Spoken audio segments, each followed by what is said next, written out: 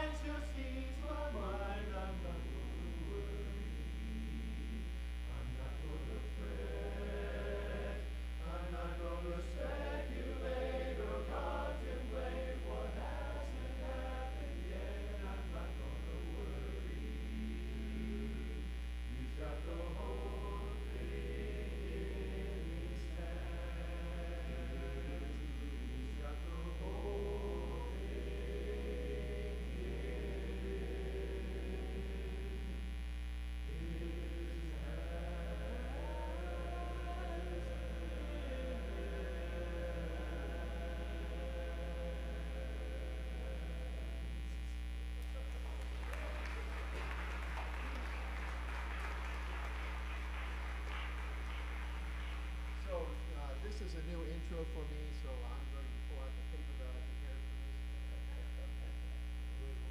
No, it'll go fast. In the song we just sang, we sang about I'm not going to worry. Question that was being asked of us, and one that we really need to talk about. So, who do we trust to handle problems that come up and interfere with our daily life? If we have an answer like, I can only trust myself, or I don't trust anyone else, then maybe we need to do something different. And that's what that song really talks about. As we are going through this, we need to ask ourselves the question, who should be our go-to person when something happens that's too big for us to handle? Let me share with you a recent experience. Sorry, I'll speak closer to the mic.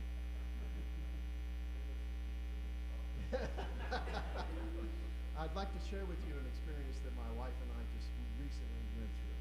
My oldest son was involved in a severe accident and suffered severe fractures to his pelvis. It took 3 days before he was able to get into surgery, which was 2.5 hours long with a 5-hour recovery period. He is now, thankfully, at home 3 weeks after the accident occurred, but he is not allowed to walk at all because the pelvis is that fragile. They put a metal plate in and they put screws in his spine, and so no walking. So all during this time, my wife and I had to trust. We had to trust the medical team, we had to trust the nursing staffs, we had to trust God that he had things in hand. And he did. Because we thought he should go directly to a step-down unit and be in recovery and rehab, but God saw something different than rehab. He took him home, which is where he needed to be. We were worrying about it, but apparently that's not what we needed to do. So if you are anything like me, your life has been filled with moments in which you have failed to trust God just like I have. And I tried to solve the problems myself. God, ever an opportunity to try to solve for yourself? How did it work out? All I did was make things worse. And to be completely honest, after I created all the messes trying to do it on my own, I discovered that turning things over to God resulted in solutions that I could never do. Worrying solved nothing. This is true for all of us, isn't it? So, if we're being totally honest, right now, we all start worrying about things that have already been handled by God. This includes all of our sins. Any sin, like worrying, we have done, are doing, or will be doing in the future, have been completely covered over by the sacrifice of God, His Son, Jesus Christ, our Lord. And what we have to do is remember that all of our sins, without exception, have been forgiven. Without exception. And this doesn't just apply to us, but to every living soul throughout all of time has been covered by that sacrificial blood. So, having been saved, having been redeemed as I have been, having been restored and fully accepted by God, it's only because he paid the full price for me and for you. There is nothing left to worry about. My life history and everything about me has been stamped.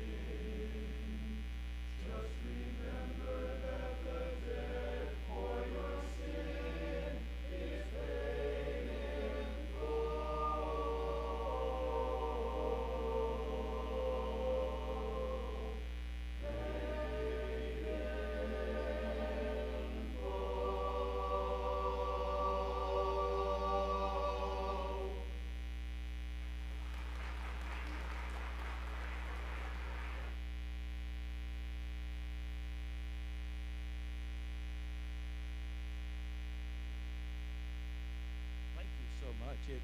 It is wonderful to be here with you and get a chance to see these guys once again. So we thank you so much. I'm going to go ahead and get to the name of our next song. Okay? It's called Have a Little Talk with Jesus. I'm seeing lots of nods. It's a very familiar one. Yeah? Okay. I don't know how many people do that often, or is that part of your daily ritual of having a little talk with Jesus? It happened a lot more this week with icy roads.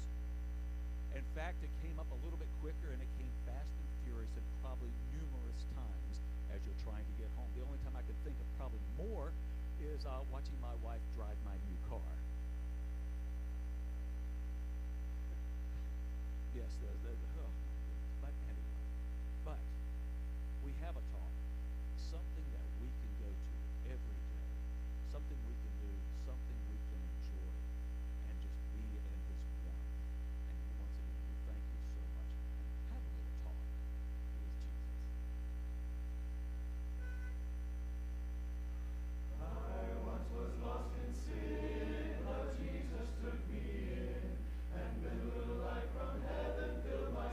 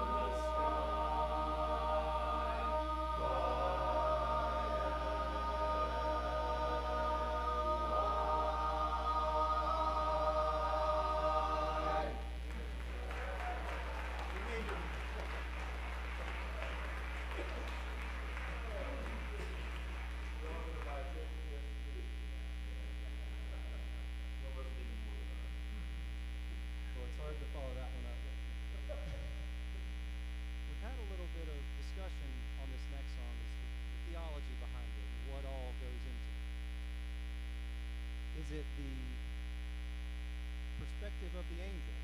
Maybe you're a congregation member sitting out listening. Maybe you're on a bus. Maybe it's you. Everyone will have their own perspective.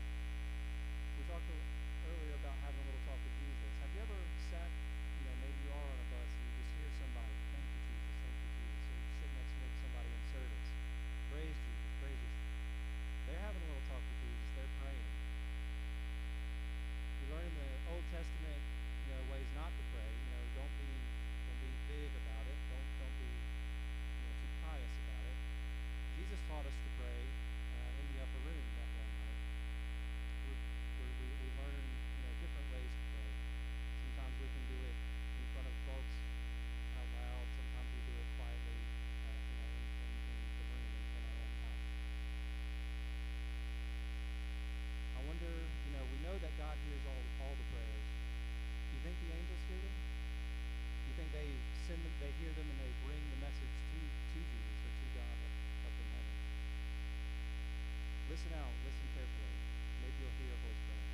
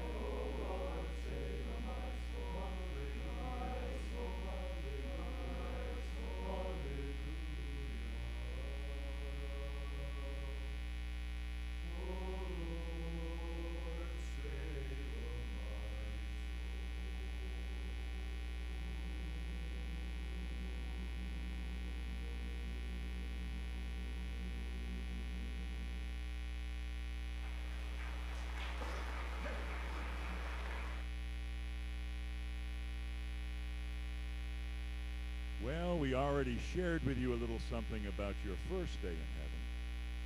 But, what is heaven really like? Now, the Bible has a few verses in there that say something about what to expect when we get to heaven. But they're just glimpses.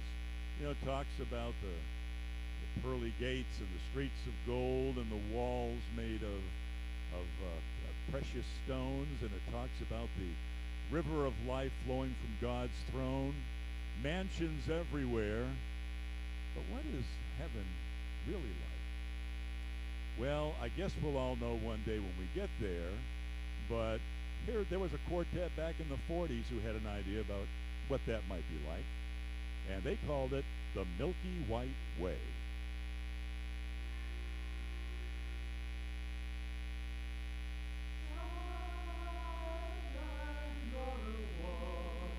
One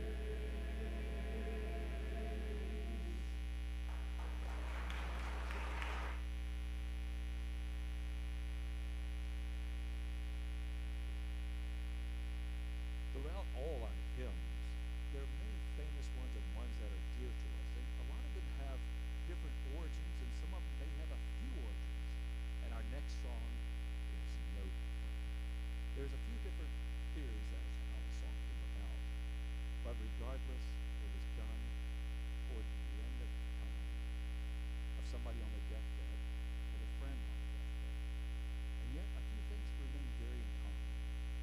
There was one looking for peace, looking for comfort, looking for strength. And we can each do that today when we ask for Him to abide with us.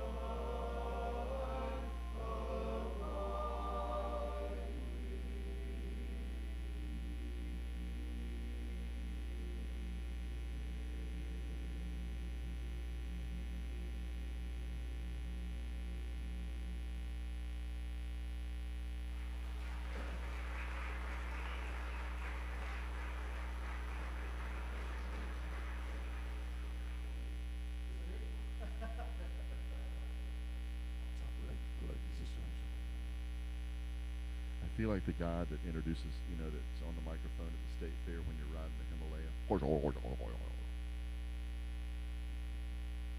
having any fun back there? So, I used to live in Sanford, North Carolina. Me too. Took took a long time to get out of there, brother. And the nice thing about Sanford for me was that I lived in the country. I had this little house I lived in, and I had a field next to the house, and I had a dog. You know, how many of you ever had a dog in your life? Okay, good. That's great. How many of you had a good dog in your? Okay, that's good. My hand went right down, right down.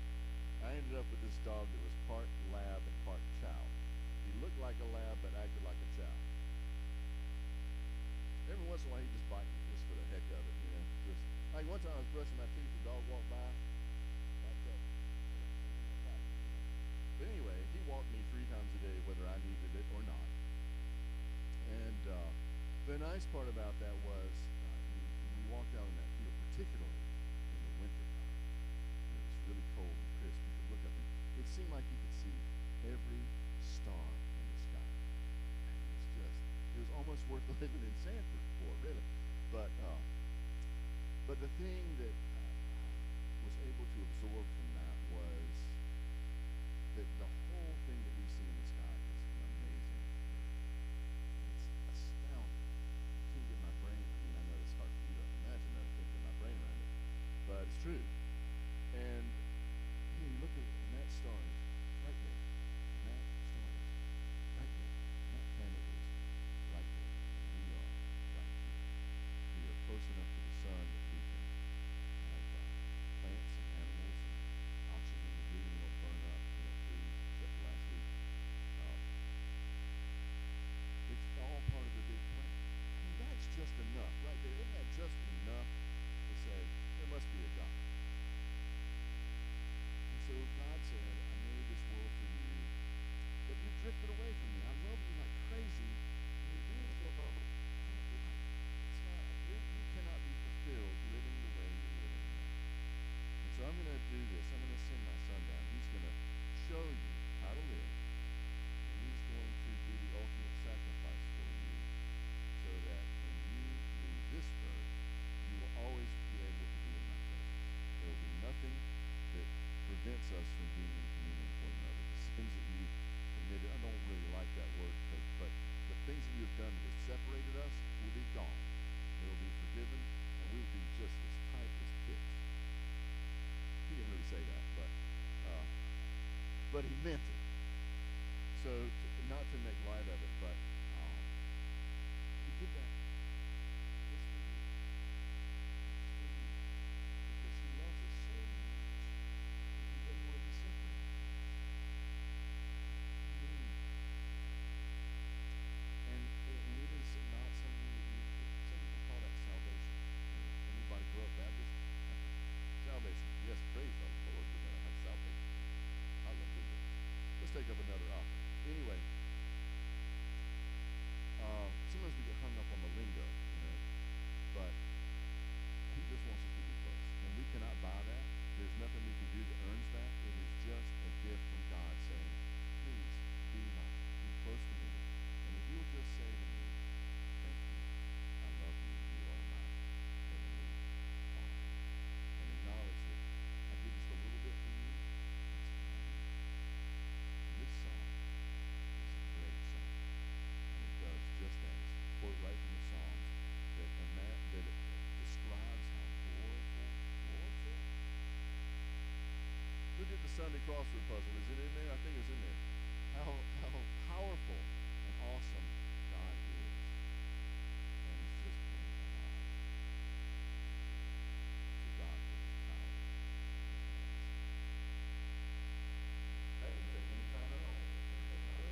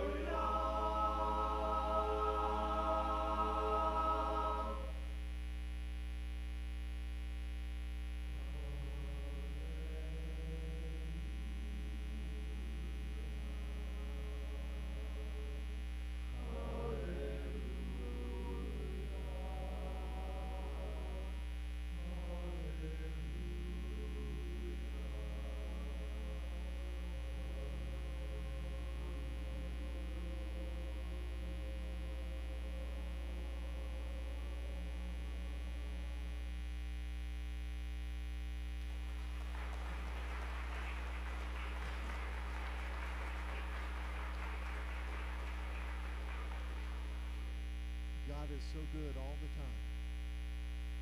And the reason he is so good is because he uses his wisdom and his knowledge to touch us on the shoulder and say, I want you to do this. I want you to be involved in this. And if you look up here on this stage, you see men who's touched on the shoulder and said, sing for me. Once we have been touched like that, it's really difficult for us to say, nope, not going to sing. I can't. I don't have that kind of voice, but in reality, how can we not sing when God has said, sing for me?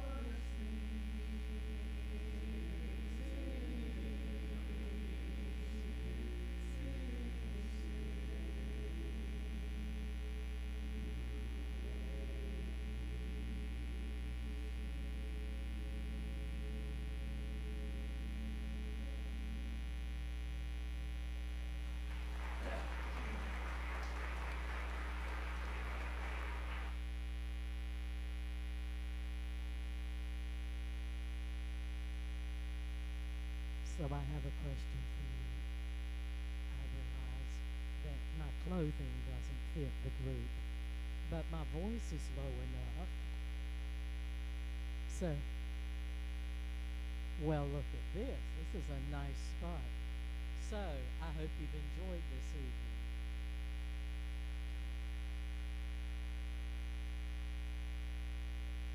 I've known this group for a long time, and I thought, well, if we're going to start a concert series, there's no group better to start with than the Masters Men. So now, see? So they have one more piece of benediction, but I have some things you need to know before the benediction. After the benediction, you would, I'm sorry, I don't mean to hit you in the head. You would go out this door. They have CDs and digital recordings. I'm so sorry. And then you could go on past there into the next, it's called Carson Hall, and there are refreshments there, and you can get to meet and talk to the guys. So now that I know I can possibly be in the group, I'll shut up and sit down.